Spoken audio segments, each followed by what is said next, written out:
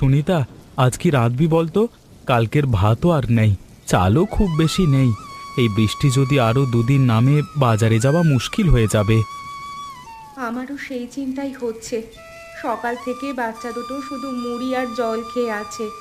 ওদের মুখের দিকে তাকাতে খারাপ লাগছে। একটু ঝোল ঝাল কিছু হলে ওরা খেতে পাবে। তাই ভাবছিলাম পেছনের খোঁয়ার থেকে একটা মুরগি কেটে ফেলি।